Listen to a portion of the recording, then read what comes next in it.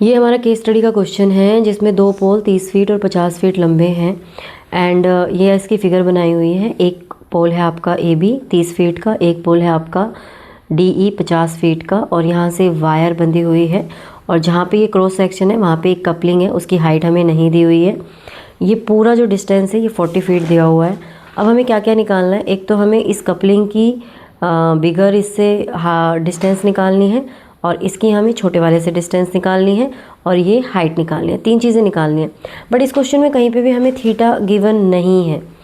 तो जब आपका थीटा गिवन ना हो तब आपको कैसे करना है, मैं यहाँ पे ये बना ही लेती हूँ फिगर। ये आपका हो गया 30 फीट का, ये आपका हो गया 50 फीट का,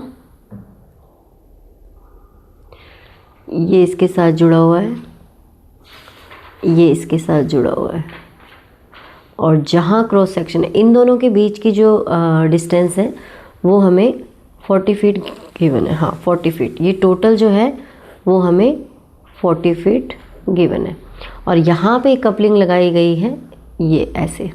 ठीक है, अब हम इनका नाम रख देते हैं A B C D E और एफ।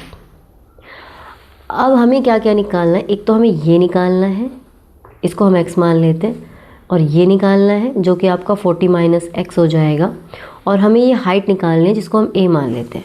अब इस क्वेश्चन में कहीं पे भी थीटा गिवन नहीं है, तो जब थीटा गिवन नहीं होता तब आप क्या करेंगे, तो पहले आपको ये निकालना है। तो ये किस इसका हिस्सा है, इस वाले का हिस्सा है। ठीक है, एक तो इस वाले का, तो हमें एक तो ये वाला एंगल चाहिए और एक हमें चाहिए ये वाला निकालना है और इसका, और हाइट दोनों का हिस्सा ये वाला एंगल चाहिए। तो अब ये वाला एंगल निकालने के लिए आपके पास क्या है, ये पूरा ट्रायंगल बन रहा है बी डी ई, तो आप लिखेंगे in triangle B D E tan theta किसके बराबर होगा, डी ई अपॉन में बी ई। ठीक है, तो डी ई की वैल्यू क्या है 50 और बी ई की वैल्यू क्या है 40। तो मतलब हमारा tan थीटा किसके बराबर आ गया, हमारा tan थीटा आ गया है 5/4 के बराबर। मतलब ये जो एंगल है ये 5/4 के बराबर है। ठीक है, ऐसे ही हमें ये वाला एंगल चाहिए, तो ये वाला ट्रायंगल ले लो बी ए ई, तो आप लिखेंगे in triangle B A E tan theta is equal to A B upon में बी ई। ए बी की वैल्यू 30 है, इसकी वैल्यू 40 है, तो ये हमारे पास आ गया 3/4। तो मतलब ये वाला जो एंगल है ये आ गया है हमारा 3/4।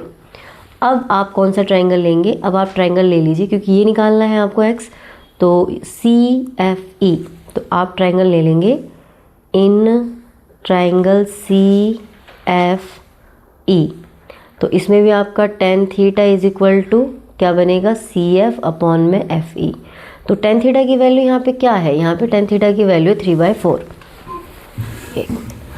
इसमें आपकी tan थीटा की वैल्यू क्या है 3/4। तो यहाँ पे हम रखेंगे, है ना वो हो जाता है 3/4 रख देंगे हम इसकी वैल्यू यहाँ पे। और सी एफ की वैल्यू कितनी है हमारी a, जिसको हमने हाइट माना है, और एफ ई की वैल्यू है x। क्रॉस मल्टीप्लाई कर देंगे 3x is equal to 4a। तो मतलब x की वैल्यू क्या आ गई 4a अपॉन में 3, ये x की वैल्यू आ गई 4a अपॉन में 3। इसी तरह से आप कौन सा ट्रायंगल ले लीजिए, in triangle B C F, in triangle B C F tan theta किसके बराबर है, tan थीटा आपका बराबर है सी एफ अपॉन में B F, C F upon में बी एफ। तो यहाँ पे ये tan थीटा की वैल्यू क्या आ गई थी 5/4, तो हम यहाँ पे रख देंगे 5/4। सी एफ की वैल्यू आपकी a हो जाएगी और बी एफ हमारा है 40 माइनस एक्स। क्रॉस मल्टीप्लाई करेंगे तो ये आ जाएगा 200 minus 5x is equal to 4a। x की वैल्यू 4a/3 है, तो यहाँ पे रख देंगे 200 माइनस 5 इंटू 4a अपॉन में 3 इज इक्वल टू 4a। अब इसको हम सॉल्व करेंगे, यहाँ ऊपर कर देते हैं। हमारे पास था 200 minus 20a upon 3, 200 minus 20a upon 3 is equal to 4a। इधर आप एलसीएम ले लीजिए 3, तो ये आएगा 600 minus 20a is equal to 4a, 3 उधर जाके इंटू हो जाएगा, 600 minus 20a is equal to 12a, 20a plus हो जाएगा उधर जाके, 600 इज इक्वल टू 32a। तो a की वैल्यू जो आपकी आ रही है वो आ रही है 600 अपॉन में 32। आप इसको कट करेंगे, 4 8 जा 4150, 2 चौके 8, 2 से 75, तो आपका आ गया a की वैल्यू 75/4।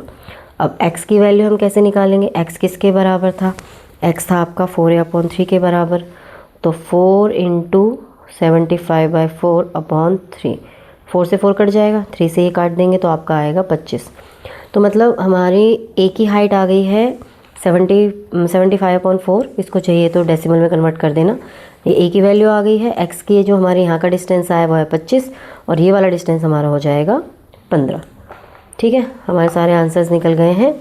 ये वाला आपका 75/4, ये वाला आपका आ जाएगा 25 और ये वाला आ जाएगा 15।